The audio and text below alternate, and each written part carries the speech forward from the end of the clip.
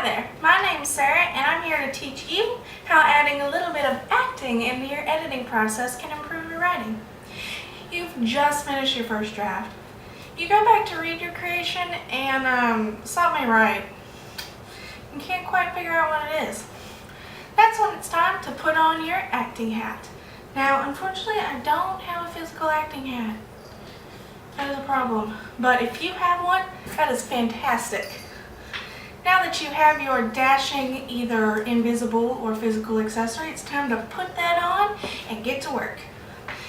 Let's think about what exactly it is that you're trying to convey. What is the tone of your work? What would it look like personified? What do you really want to get across? For this video, we're going to use an example from one of my personal favorite authors, Edgar Allan Poe. What former goth kid doesn't have this line around, right? More specifically, I'm going to use a paragraph from The Telltale Heart. For those of you who might not have read this before, it is about a man who is driven insane by an older gentleman's blind eye. He is so bothered by it and is so paranoid by the idea that it is always watching him that he kills the guy. Now, does this end his paranoia? No. He goes and he buries the guy under his floorboard, which would probably stink after a while, but whatever, it's fiction, doesn't matter. And he goes further insane and he can hear the old man's heart beating underneath the floorboard, and he eventually gives himself up to the police. It's a pretty creepy little story, and if you haven't read it, there'll be a link in the description somewhere for you to check it out. I highly suggest it. And since it's Edgar Allan Poe, it's a little creepy. Our tone is like the character in the book. It's an older gentleman. He's a little agitated, he's a little insane. So that's the tone we're going to use as we read the paragraph that I've chosen from the short story. Imagine you're playing a character a little similar to this. おい大丈夫かよ無理す 間に合ったで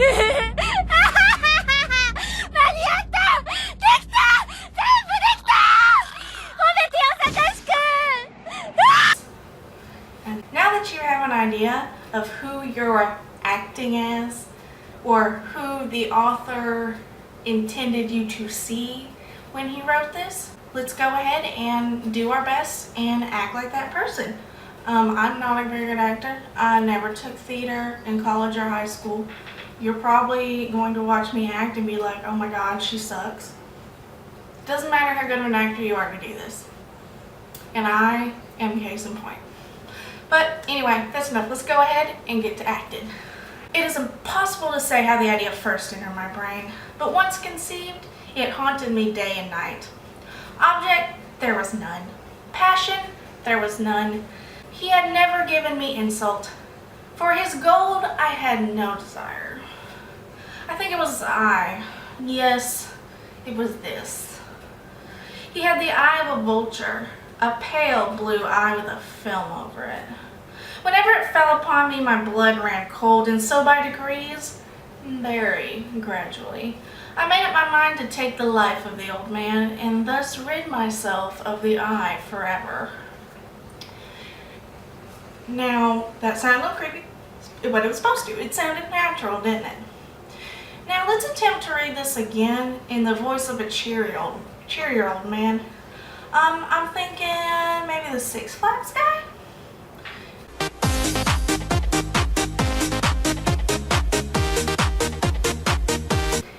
It is impossible to say how the idea entered my brain, but once conceived it haunted me day and night. Object, there was none. Passion, there was none. I loved the old man. He had never wronged me. He had never given me insult. For his gold, I had no desire. I think it was his eye. Yes, it must have been this. He had the eye of a vulture. A pale blue eye with a film over it. Whenever it fell upon me, my blood ran cold. So by degrees, very gradually, I made up my mind to take the life of the old man and thus rid myself of the eye forever. Now, that didn't quite seem as natural as the enactment before did it. That is the point. When you read it out loud the way that you intended for your work to be taken, it's easy to see any missteps you may have taken in your first draft. Now, I've tried to take the previous paragraph and made it a little more upbeat, a little more fitting to our little Six Flags guy. So let's read it again in the voice of our cute little dancing man.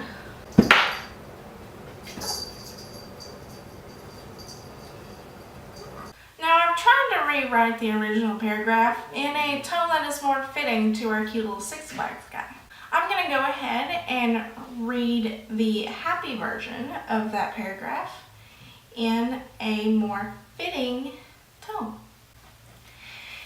It is impossible to say how the idea entered my brain, but once born, it accompanied me day and night. I lacked both object and passion. I loved the old man. He had never wronged me. He had never given me insult. For his gold I had no desire. I think it was his eye. Yes, it was this. His eye had the telltale appearance of blindness, a robin egg blue with the translucent layer floating atop. Whenever his gaze met mine, my blood ran cold, and so by degrees, very gradually, I chose to rid my world of the persistent pale orb that had roosted in my subconscious.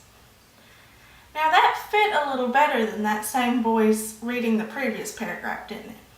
If you were writing, intending to write in a happier tone, intending to create the look of a character more akin to the Six Flags guy, then that would have been perfect.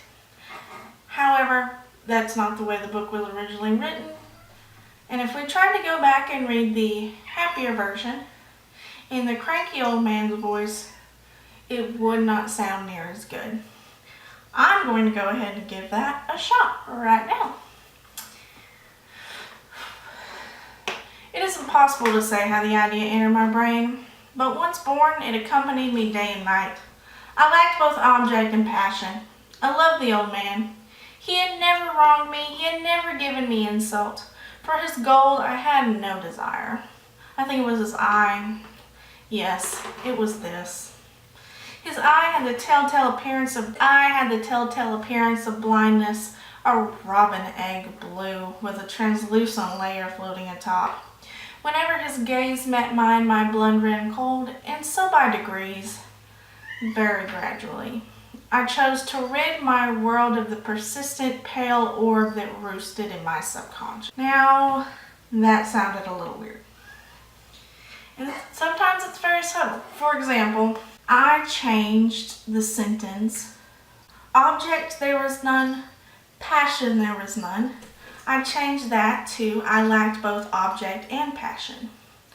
The object there was none, passion there was none is a little more staccato, a little harsher. And by changing it to one big paragraph, it really, you can see the rhythm when you act it aloud that's changed by changing it from two harsh sentences to one flowier sentence. It really makes a difference in the tone of the work. But some of them are a little more obvious, such as changing where he says a pale blue eye to a robin egg blue eye.